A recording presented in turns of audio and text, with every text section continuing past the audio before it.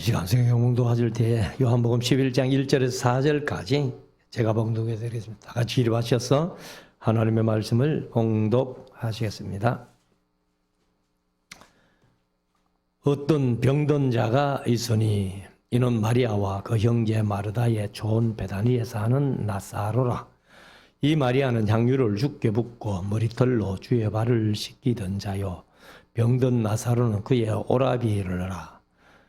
이에 그 누이들이 예수께 사람을 보내어 가로되 주여 보시옵소서, 사랑하시는 자가 병들었나이다 하니 예수께서 들으시고 가라사대 이 병은 죽을 병이 아니라 하나님의 영광을 위함이요 하나님의 아들로 이를 인하여 영광을 얻게 하려 함이라 하시더라. 아멘. 착석하시고 이제 우리 말씀을 묵상하는 시간인데요. 오늘 요한복음 11장 말씀을 우리가 함께 묵상하기를 원합니다. 오전 시간에 10장을 통해서 이제 우리 귀한 말씀을 묵상하면서 예수님의 음성을 듣는 자가 바로 예수님의 양이고 예수님의 인도하시는 대로 따라가면은 생명을 얻고 풍성하게 고를 얻겠다, 이렇게 말씀을 하셨고요. 오늘 이제 오후에는 11장 말씀 조금 깁니다. 57절까지 있는 말씀인데 오후 시간에는 어느 정도 시간이 좀 넉넉하기 때문에 11장 57절까지 다 말씀을 드리려고 그렇게 생각을 하고 있습니다. 이 본문은 어떻게 보면은 이제 해석하는 사람들에 따라 가지고 크게 오해할 수 있는 그런 부분들이 들어 있습니다. 그래서 이 세상에서 예수님께서 이제 사역을 마감해 가시는 그때야 되었습니다. 그래서 상당한 비장한 각오를 가지고 제자들에게 말씀을 하십니다. 그래서 우리가 이 하나님의 그 말씀을 우리가 보면서 참 우리 성도들이 어떻게 말씀대로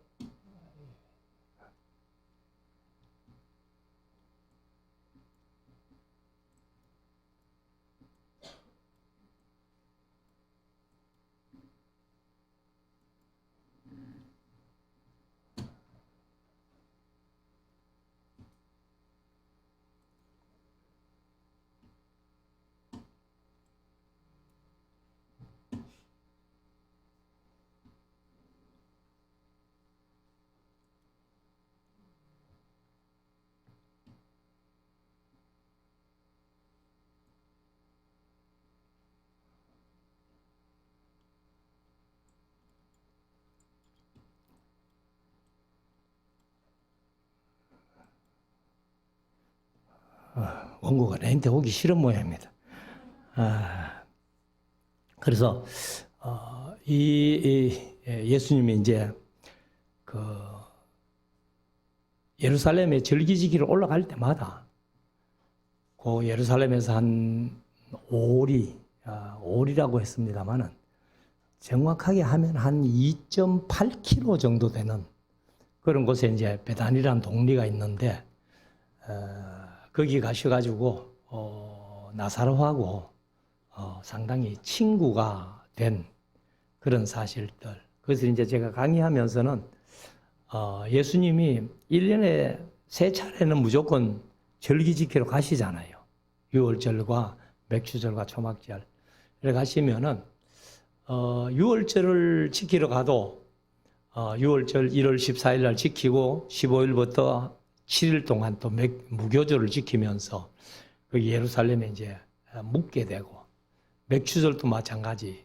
나중에 이제 초막절 지키러 가면은 나팔절부터 지키면서 초막절까지 다 지키고 오면은 거의 뭐 한 20수일을 그 예루살렘에 묵어야 되기 때문에, 그래서 예수님이 이제 돈도 없고 가난한 목수의 아들로서 거기 어디 예루살렘 성 안에 숙소를 정해서 그렇게 가시지 못하고 저녁만 되면 아마 예루살렘을 살짝 빠져나와 가지고 오리쯤 되는 그 베다니에 가셔가지고 나사로 집에서 지나지 않았겠나. 그래서 우리가 이제 세상에 이렇게 보면은 친구라고 하는 것이 그냥 한 번 만난다고 친구가 안 되잖아요. 그래도 오래 이렇게 교제를 하면서 이렇게 지나는 친구가 되는데 예수님도 이제 나사로하고 그런 많은 시간을 교제를 한 거예요. 그래서 오늘 요한복음 11장을 이제 보면은 우리가 11장은 나사로가 죽었다가 예수님이 살려주시는 그런 전체적인 내용을 하고 있는데 예수님의 친구 나사로의 가정이라는 그런 제목으로 이제 말씀을 묵상하겠습니다. 사실 이제 예수님께서 한 3년 정도 사역을 하시면서 어느 한 가정을 심도 있게 다룬 얘기가 성경에 별로 없습니다. 그런데 이 나사로 가정은 그래도 어느 정도는 좀 예수님이 말씀을 많이 하신 그런 가정으로 우리가 볼 수가 있습니다. 그래서 이 나사로 가정을 이제 어떻게 예수님이 사랑하셨는가 하는 것을 1절부터 읽으면서 이렇게 좀 묵상해 가도록 하겠습니다. 1절 보십시다. 어떤 병든 자가 있으니. 여기 이제 병들었다 이렇게 시작을 합니다. 그래서 우리가 사실 세상을 살아가면서 어떤 마음의 소원들을 얘기를 하란다면은 거의가 첫 번째 꼽는 것이 건강을 많이 얘기를 하죠. 그래서 뭐 세외 소원도 이렇게 얘기를 하면은 원래 온 가정 전체가 건강했으면 좋겠다. 이런 건강 얘기를 많이 합니다. 그런데 여기 이제 나사로의 가정이 사실 그 베다니라는 동네 자체가 가난한 자의 마을 그런 뜻이거든요. 그래서 이제 아주 불쌍하고 가난한 사람들이 사는. 그래서 거기는 이제 우리나라로 말하면은 나환자촌이 완전히 이제 이렇게 좀 격리를 해놨잖아요. 그래서 음성나환자들은 뭐 같이 이렇게 생활도 하고 하지만은 양성나환자는 거의 소록도로 다 보내가지고 이렇게 하는 모습을 보는데 아마도 이제 베다니가 그런 격리된 마을, 격리된 사람들이 사는 마을이 아닌가 이렇게 본다면은 그 삶 자체도 어떤 면에서 좀 불행한 삶, 가난하고 이렇게 돈 없이 이렇게 불쌍한 삶을 사는데 거기에다가 또 병이 들었대요.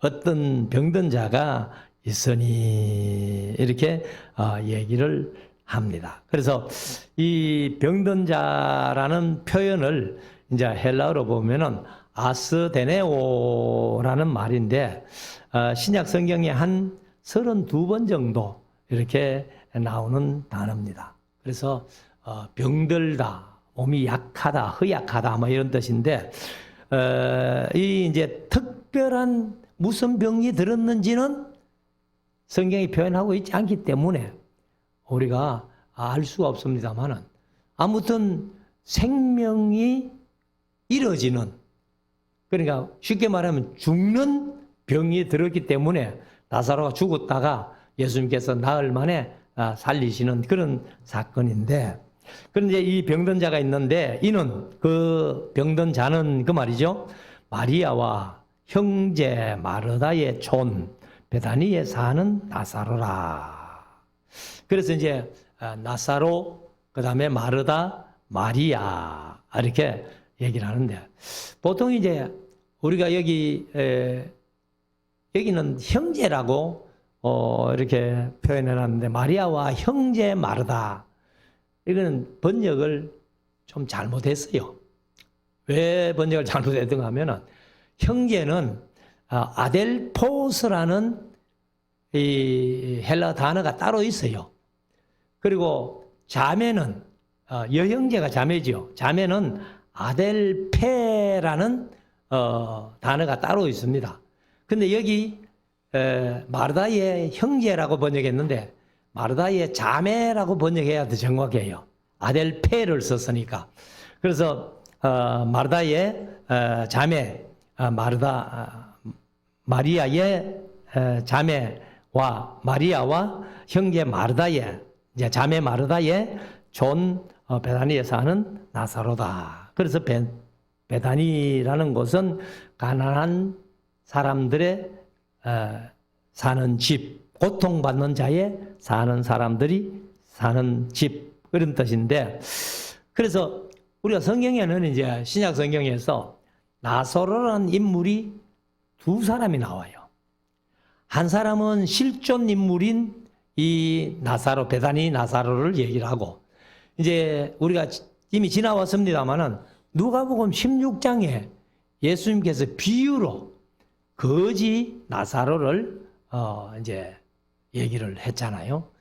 그래서 어떤 성경학자들은 예수님께서 거지 나사로를 누가복음 16장에서 비유로 말씀하실 때에 아마 이 실존에 있는 베다니 나사로를 머릿속에 그리면서 아마 비유로 말씀하신 것 아니냐라고 그렇게 생각하는 사람들도 있다는 거예요.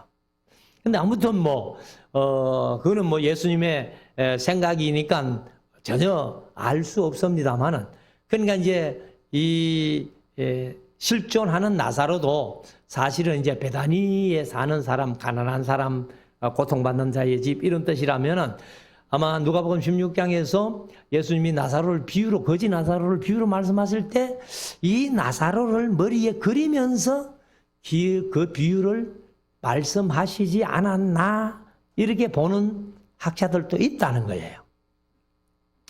그래서 이게 이제 성경에 정확하게 기록만 되어 있으면 이게 그렇습니다 하지만은, 이거는 성경에는 기록이 없고, 그래 이제 우리가 누가복음 1장에 있는 말씀대로 미루어 짐작을 해보면은 그렇게 생각할 수도 있겠다 하는 그런 말씀을 드립니다.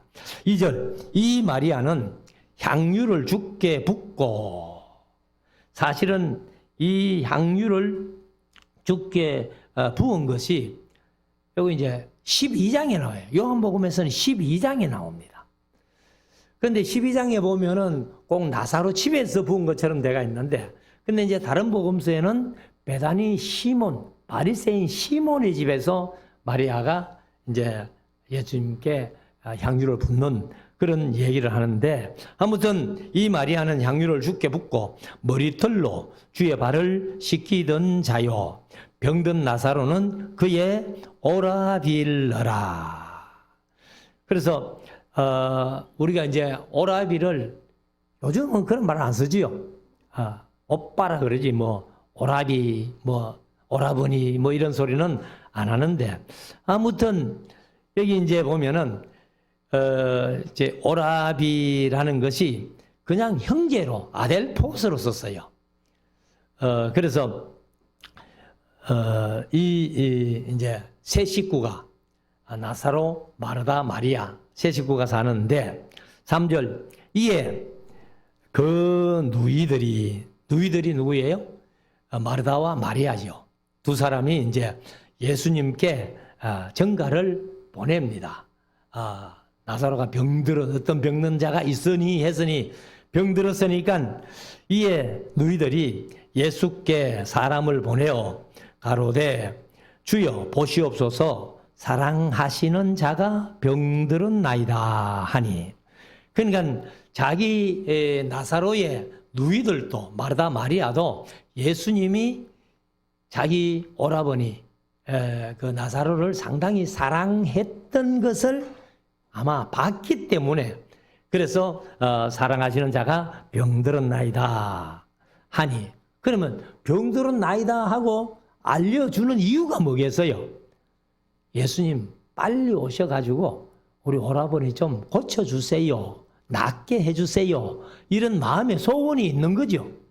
그래서 이제 사람을 보냈는데 4절 예수께서 들으시고 가라사대 이 병은 죽을 병이 아니라. 그래서 세상에 병을요 둘로 요약하면은 한 병은 죽을 병. 죽을 병이 걸리면요 결국은 죽습니다. 그 다음에 한 병은 나을 병이에요. 그럼 사람을 보기에는 꼭 죽을 것 같은데도 나아서 더 생명을 유지하는 사람이 있다는 거예요. 그래서 세상에 병은 두 가지밖에 없다. 한 가지는 죽을 병이고 한 가지는 살 병이다. 이렇게 보는데, 그래서 예수님이 딱 그 얘기를 듣고서는 그 나사로가 병들어서, 그런데 그 병은 죽을 병이 아니야. 이렇게 말씀하시네요. 그래서 이 병은 죽을 병이 아니라 하나님의 영광을 위함이요 하나님의 아들로 이를 인하여 나사로의 병듦을 인하여 영광을 얻게 하려 함이라 하시더라. 그러니까 이제 예수님께서는 이런 걸 다 아시니까 좀 여유가 있잖아요. 사람들 같으면은 이런 급한 전가를 받았으면 아이고 1초라도 빨리 가야지 하면서 막 이렇게 바쁘게 할 텐데, 예수님은 다 아시니까 그 병은 죽을 병이 아니고 하나님의 영광을 위함이고 그 다음에 하나님의 아들로 영광을 얻게 하려 함이다 하고 예수님이 아시니까 여유가 있는 거예요. 느긋한 거예요. 그래서 예수님께서 이제 5절 예수께서 본래 마르다와 그 동생이 이제 마리아죠. 나사로를 사랑하시더니. 그런데 우리가 이제 이 나사로 집안과 예수님의 관계를 이렇게 보면은 예수님이 사랑하셨다라고 얘기를 하는데, 그래 아까 마리아 마르다도 이제 당신의 사랑하는 예수님이 사랑하는 자가 병들었다 이렇게 이제 전달하는데, 사랑한다면은 예수님이 다른 병자들 다 고쳐주셨잖아요. 이렇게 예수님 만나서 소경도 눈뜨게 하시고 벙어리도 말하게 하시고 뭐 이렇게 병도 고쳐주시고 하시는데, 나사로 집안에는 예수님이 사랑하셨다는데도 전혀 한 번도 그 집에 무슨 도움을 안 주셨어요. 그래서 우리가 예수님이 나사로를 사랑하시고 마르다 마리아를 사랑하셨는데도 그 집에 어떤 도움을 준 얘기는 없다. 그래서 우리가 하나님을 믿는 것도 그렇고 하나님께서 우리를 사랑하시는 것도 사랑하기 때문에 무조건 뭘 해줘야 된다, 이런 것은 혹 잘못된 생각일 수도 있어요. 여기 예수님의 경우를 보면은. 그래서 마리아의 집에, 마르다의 집에, 나사로의 집에 그 가난한데도 물질적으로 도와준 적도 없고, 그리고 병들고 거기 격리된 마을에 사는데도 병을 고쳐준 일도 없고 뭐 이렇게 사랑하시는데도 해준 게 없어요. 그래서 우리가 믿음이라는 것은 있는 그대로를 사랑하는 것이 참된 믿음이다. 그래서 우리가 세상의 사랑은 어떤 면에서 조건이 많이 붙잖아요. 내가 이렇게 해주면 사랑해 줄게. 네가 이렇게 나에게 해도 그러면 내가 사랑해 줄게. 이런 조건이 많이 붙는데, 우리 하나님의 사랑은 그런 조건이 없다는 거예요. 그래서 있는 그대로를 사랑하신다. 그래서 우리가 찬송가 349장에 있는 말씀, 내 모습 이대로를 사랑해 주시는 이제 하나님 예수님을 우리가 볼 수 있는데, 6절 나사로가 병들었다 함을 들으시고 그 계시던 곳에 이틀을 더 유하시고. 그런데 여기 이틀인데 가가지고 나사로를 살려줄 때는 나흘이 지났나이다 이렇게 얘기를 하거든. 그러면 죽은 지 나흘이 지났다 이 말이고, 여기 예수님이 그 병들었다는 전가를 듣고 이틀 더 계시다가 갔으면은 나흘이 안 되잖아요. 근데 왜 이렇게 기록이 됐는지는 모르겠어요. 아무튼 그래서 이제 이틀을 더 유하시고 그래서 우리가 이제 가자 하고서는 7절 그 후에 제자들에게 이르시되 유대로 가자 다시 가자 하시니 그러니 유대로 다시 가자 했을 때 유대를 벗어난 게 구장이죠. 구장에서 보면은 그 나면서 소경된 자를 고쳐준 날이 안식일이었으니까 그러니까 이제 예수님을 죽이려고 모의하고 뭐 이렇게 하는 모습들을 우리가 구장에서 봤습니다만 그러니까 이제 제자들이 예수님이 유대로 다시 가자 하니까 이상한 거예요. 그래서 8절에 보면은 제자들이 말하되 랍비여 방금도 유대인들이 돌로 치려 하였는데 또 그리러 가시려 하나이까. 유대인들이 예수님만 보면은 돌로 쳐주려고 하는데 그것도 무시하고 또 가십니까? 하고 제자들이 물었습니다. 그 제자들은 이제 솔직히 예수님이 하시는 말씀이 좀 얼떨떨하고 우리가 우리 경상도 말로 흔히들 떨지근하지요. 이 마음에 들었다 안 들었다 이제 이런 표현을 하는데 9절 예수께서 대답하시되 낮이 12시가 아니냐. 사람이 낮에 다니면 그러면 여기 12시라면은 요한복음은 무슨 시? 로마시를 썼다. 그러니까 이게 이제 정오예요. 그러니까 4장에 나오는 제6시라고 나오는 것이 6시라고 나오는 것이 오후 6시 저녁 때라는 거예요. 그래서 우리가 요한복음의 시간과 공안복음, 마태마가, 누가복음의 시간은 다르다.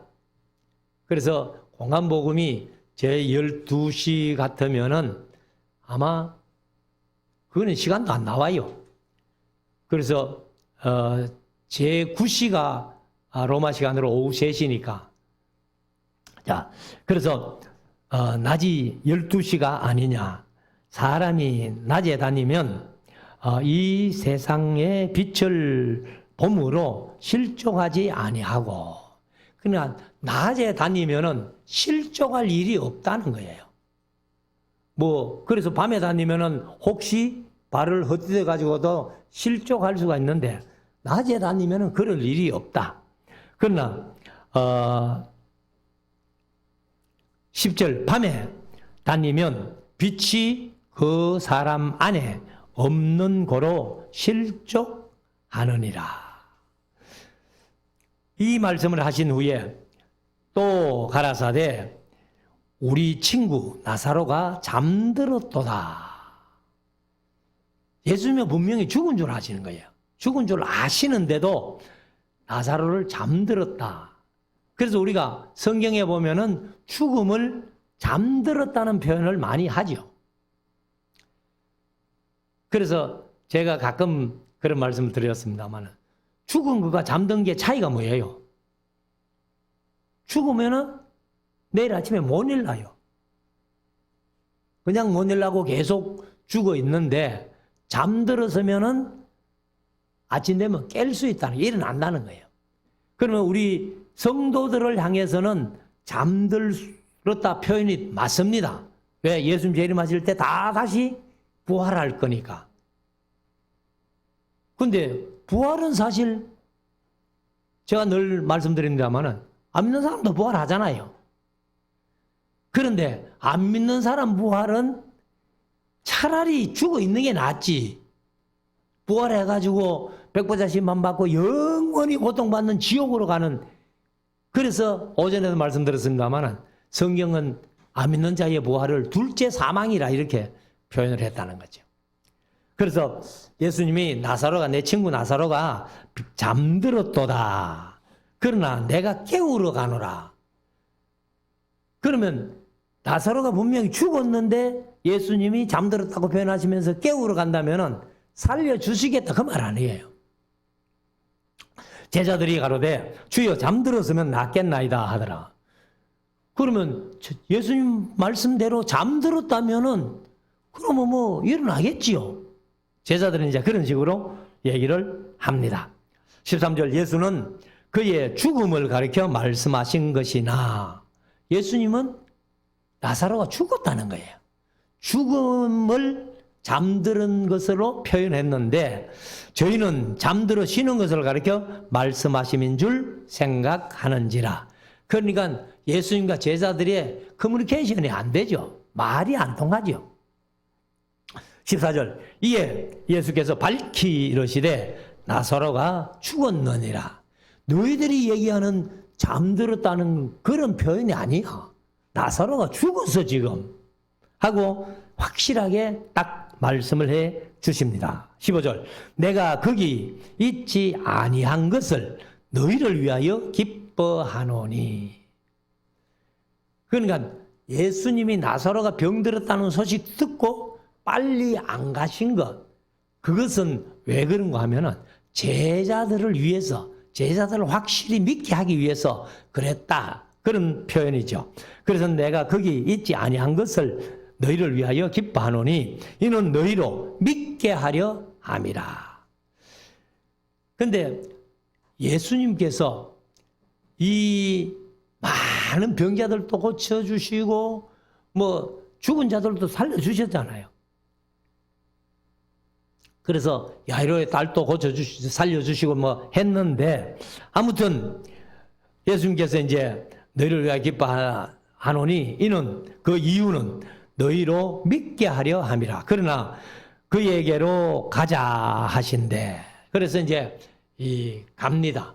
나사로가 병들었다는 집인데, 그런데 예수님은 분명히 나사로가 죽었어 하는 것을 말씀을 하시는데 16절 디두모라.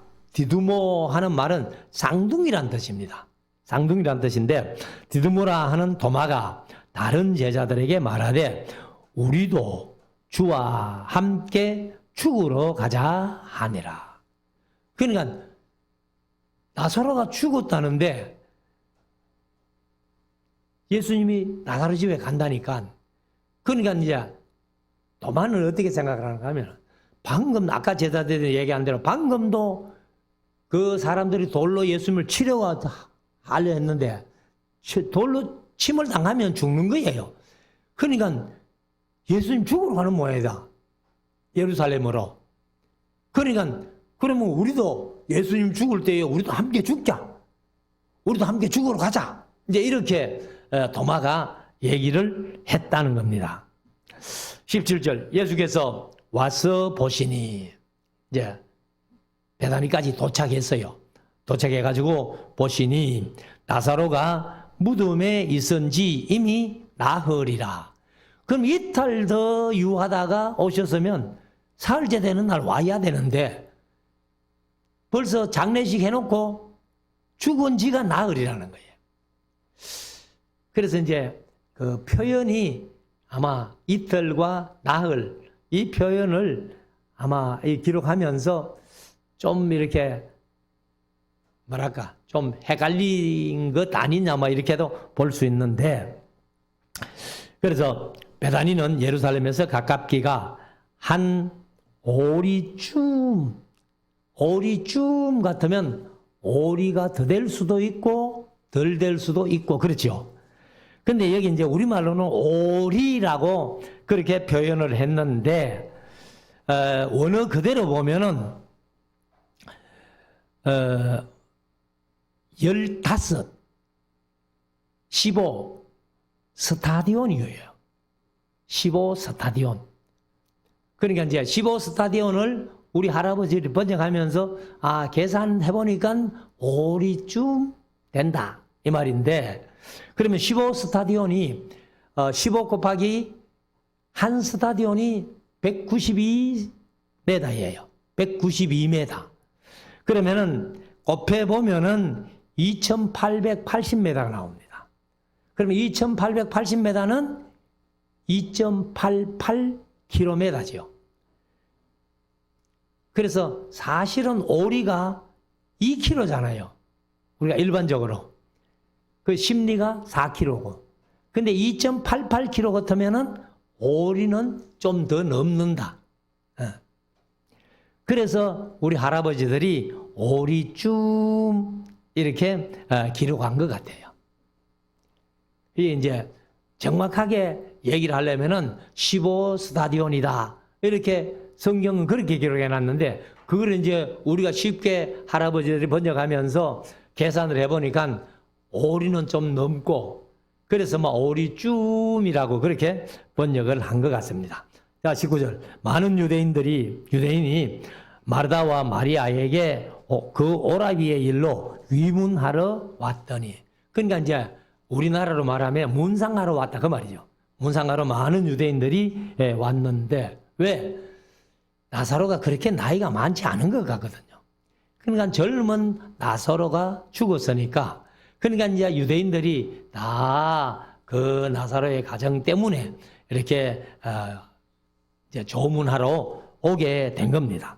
자, 20절. 마르다는 예수 오신다는 말을 듣고 곧 나가 맞대.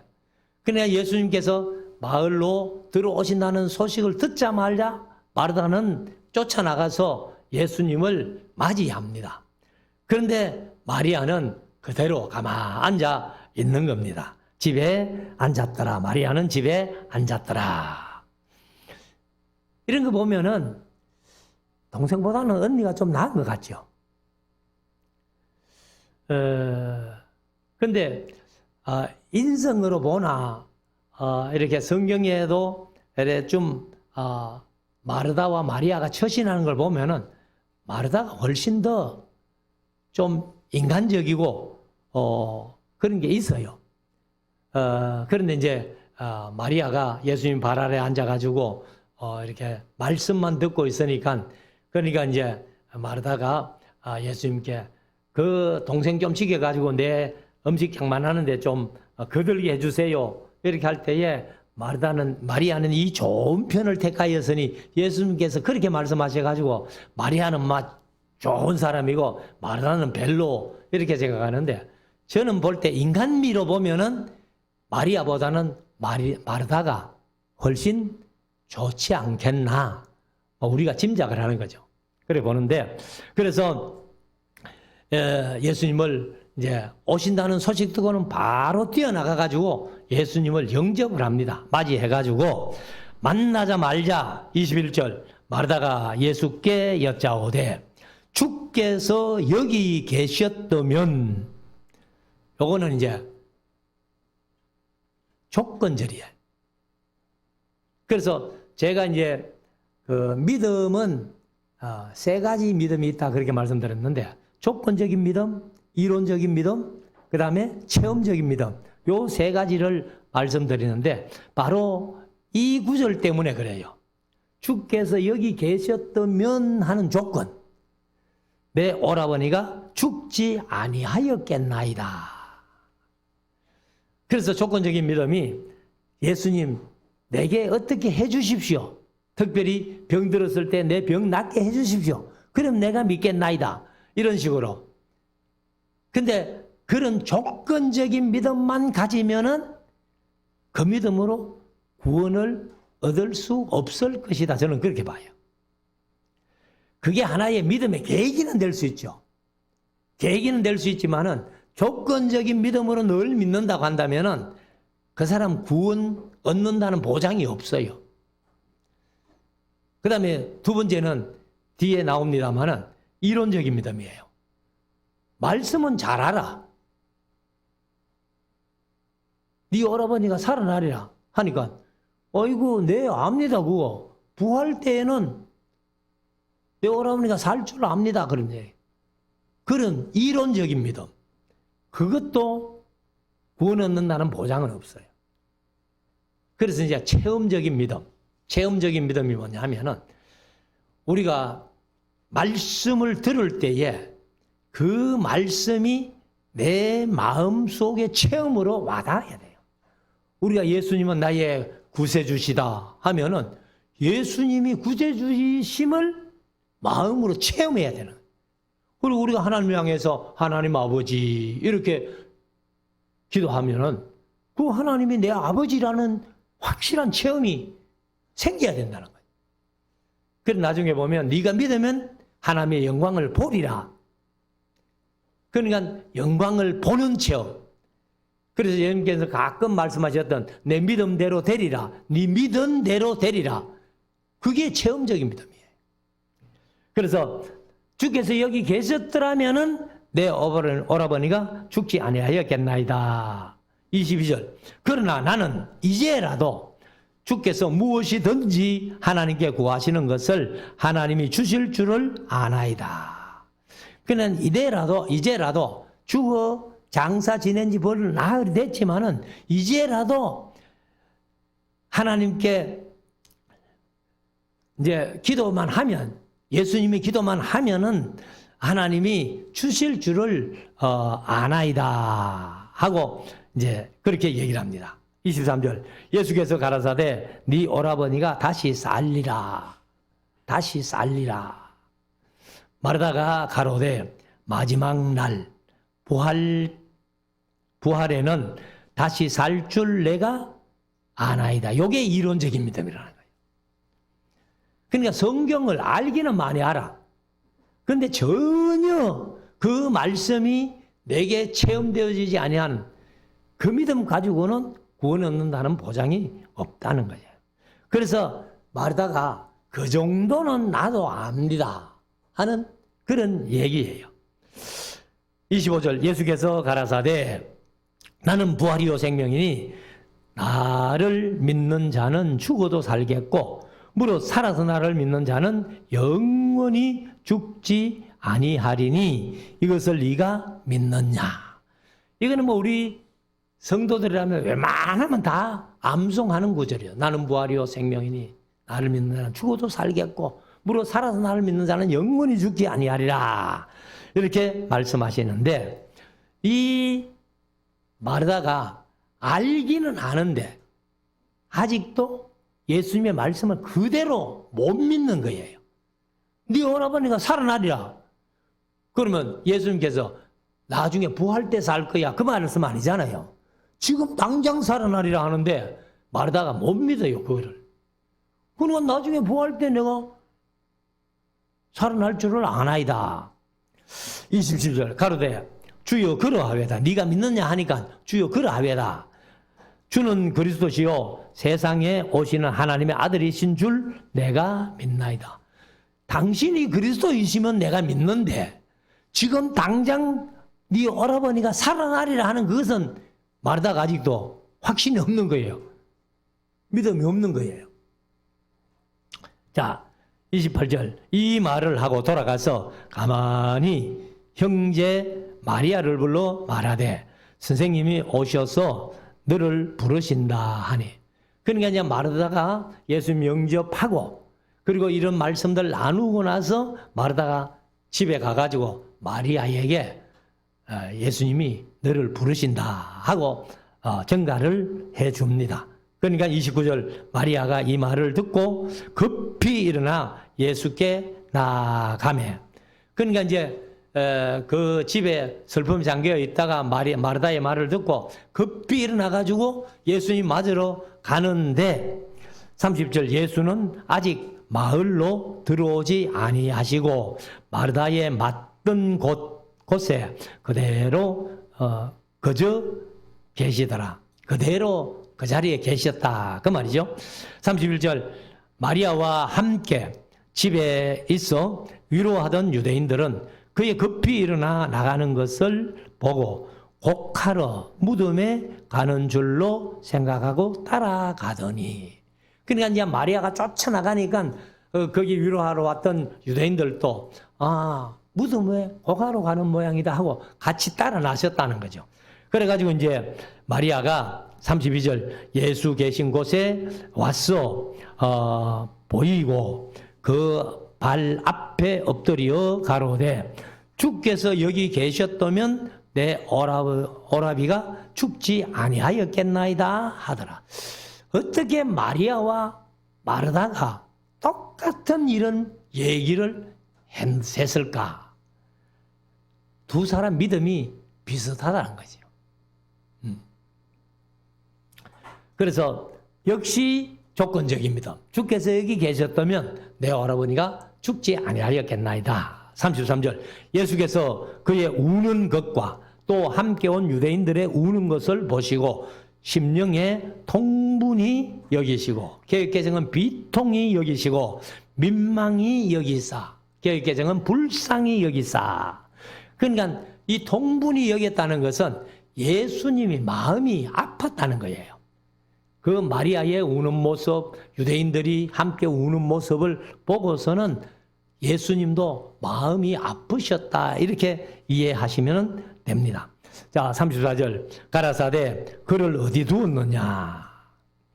가로되 주여 와서 보옵소서. 그러니까 이미 장사 지내서 무덤 안에 있는 것을 이제 예수님께서 그를 어디 두었느냐 하니까 와 보십시오. 여기 묻었습니다. 사실 무덤이 아니죠. 이제 돌 바위를 파가지고 지금도 성지로 가면은 나사로의 무덤을 가봅니다. 근데 나사로의 무덤이 지금 완전히 지하실에 있더라고. 지하실에. 제법 많이 내려가죠. 예. 그 이제 가로되 와서 보옵소서 하니 35절 예수께서 눈물을 흘리시더라. 예수님이 이제 사역 평생에 눈물을 흘리신 적이 몇 번 있어요.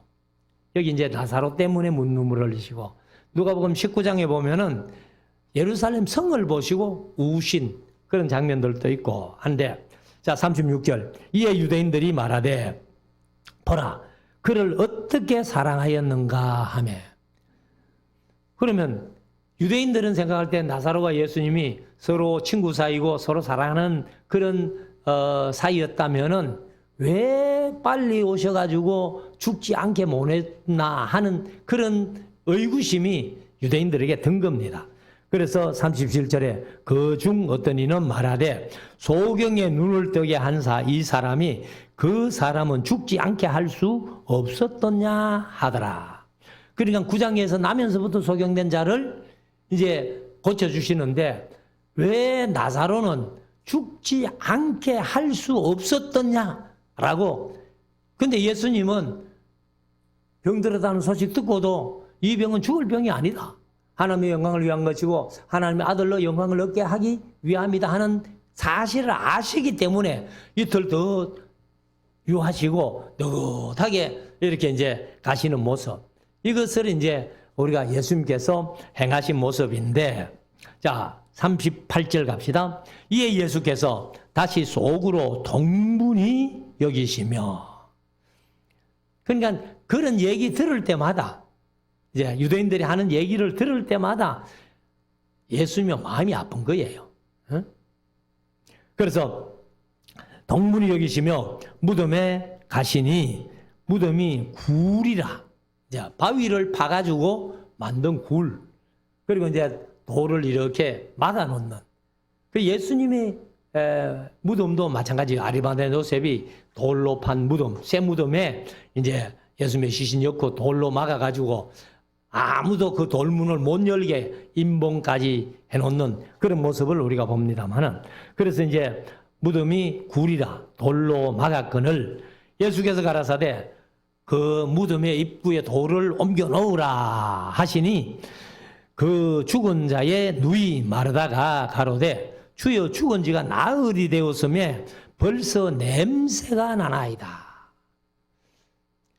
이게 이제 그 때가 언제인지는 모르겠습니다만은 이 이스라엘이 다열대성 기후잖아요.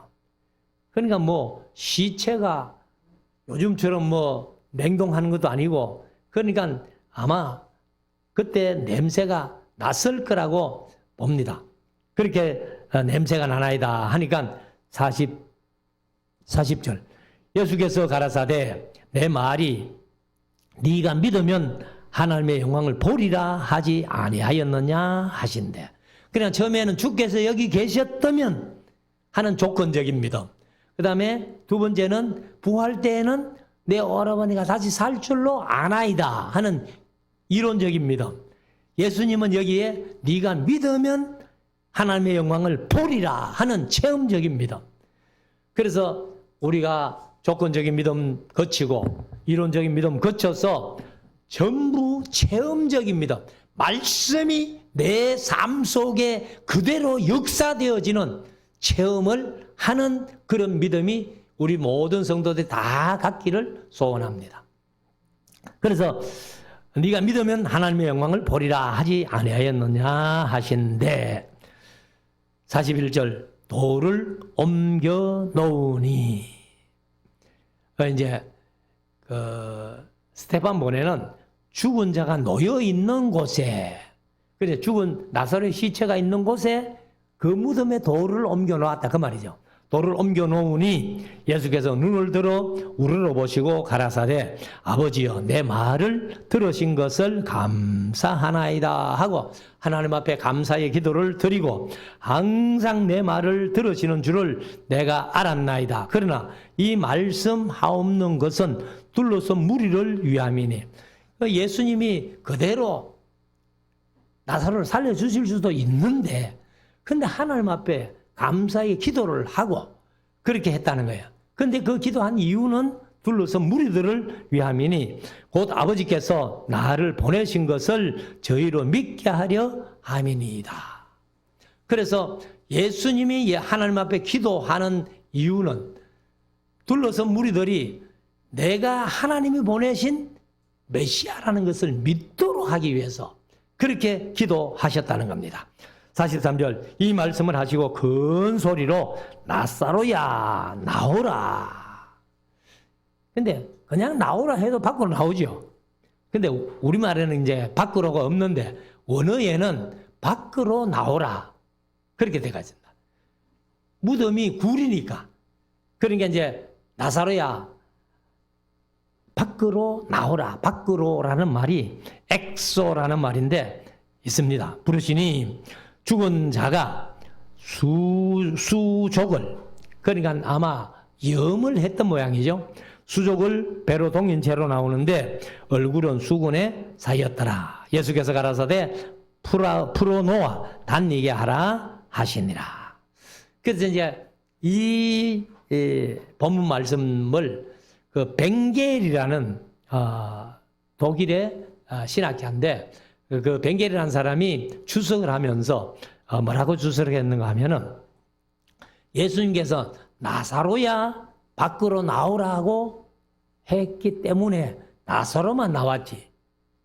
만약에 예수님께서 그냥 죽은 자가 밖으로 나오라 했으면은 모든 사람들이 다 밖으로 아마 밖으로 나왔을 것이다. 다 살아서 그렇게 주석을 했어요. 그것도 일리 있는 말씀이죠.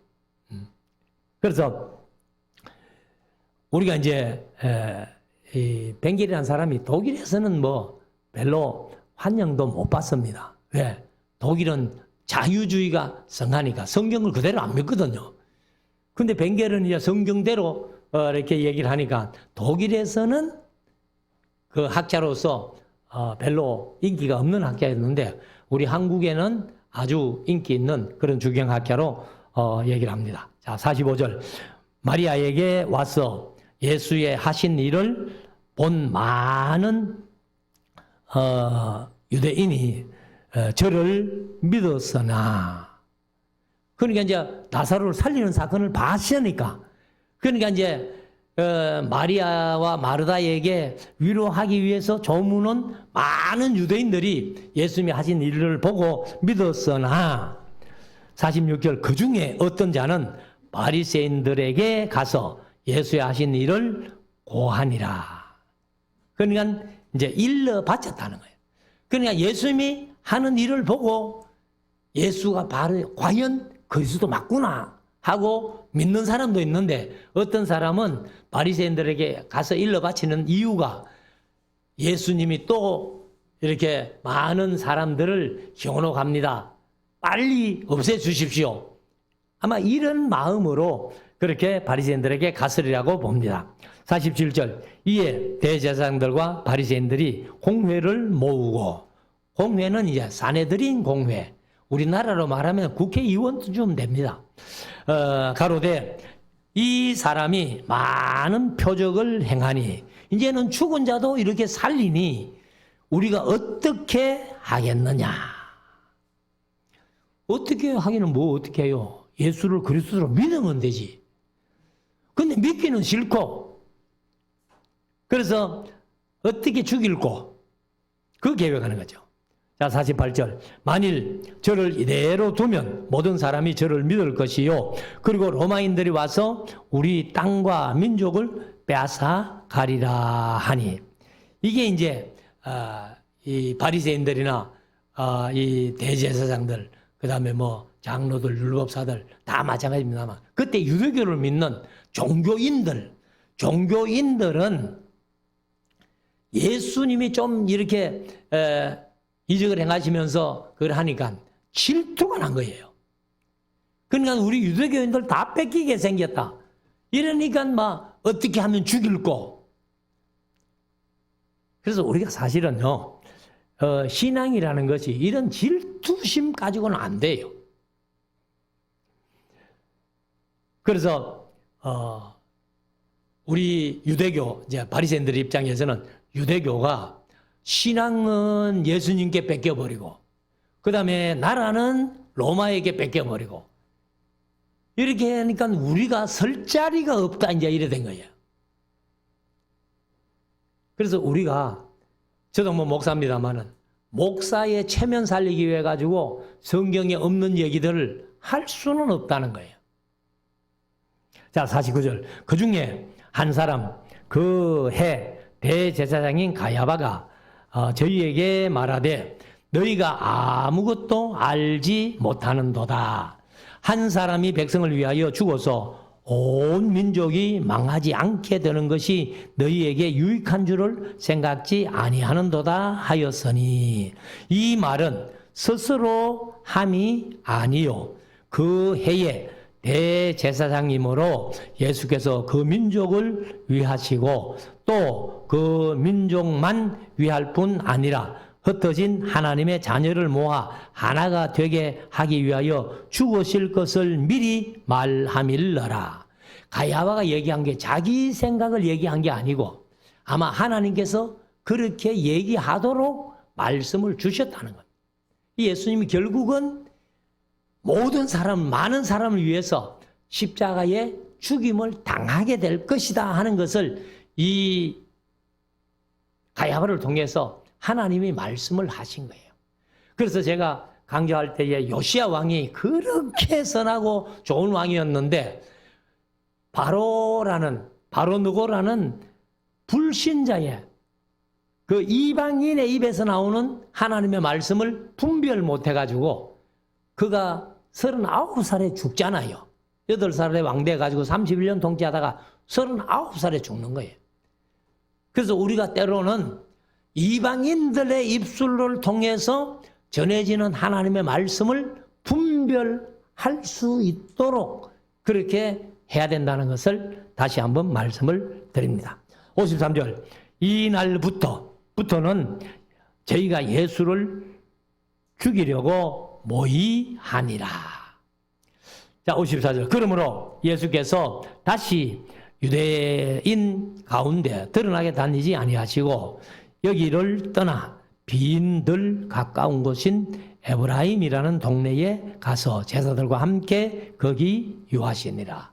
그러니까 예수님은 십자가에 죽임을 당하는 것은 예수님도 아셔요. 아시지만은 왜 지금 이 자리를 피하느냐? 아직 하나님의 때가 아니라는 거예요. 예수님이 죽을 때가 아니라는 거예요. 그래서 헬라어로 말하면 카이로스가 아니라는 겁니다. 카이로스, 하나님의 때가 아니라는 거예요. 55절 유대인의 유월절이 가까움에 많은 사람이 자기를 성결케 하기 위하여 유월절 전에 시골서 예루살렘으로 올라갔더니 저희가 예수를 찾으며 예루살렘만 올라오면은 그 많은 병자를 고쳐주고 말씀 잘 전하시던 그 예수가 어딨노? 이렇게 찾는다는 거예요. 그래서 예수를 찾으며 성전에 서서 서로 말하되 너희 생각에는 어떠하뇨? 저가 명절에 오지 아니하겠느냐 하니. 그러니까 이제 6월절이니까 1년에 3차례 6월절, 맥추절, 초막절에 예루살렘 모이잖아요. 그러니까 예루살렘에 올라가 가지고는 예수님이 또 오실까? 그러면 분명히 명절 지키러 오실 거야. 막 이런 사람들도 있었다는 겁니다. 그래서 57절 마지막 절, 이는 대제사장과 바리새인들이 누구든지 예수 있는 곳을 알거든 고하여 잡게 하라 명령하였음이라. 그러니까 예수님이 아마 예루살렘으로 6월절 지키러 오신다면은 예수를 빨리 바리새인들에게 신고해가지고 보상금 좀 받을까? 이런 생각하는 사람도 있더라는 거예요. 그래서 우리가 한 예수를 보는데 어떤 사람은 그리스도로 믿는 사람들이 있는가 하면 그 예수를 이용해가지고 내가 좀 보상금이나 받아볼까? 이렇게 생각하는 사람들도 있다는 거예요. 그래서 우리가 신앙생활 하면서 내 개인적인 어떤 유익을 위해서가 아니라 우리는 항상 하나님의 말씀대로 하나님의 영광을 위하고 하나님의 이름이 거룩히 여김을 받으실 수 있도록 우리가 잘 신앙생활해서 하나님 앞에 영광 돌리고 하나님 앞에 설 때에 크게 상급받는 우리 모두가 될 수 있기를 주의 이름으로 축원합니다. 기도.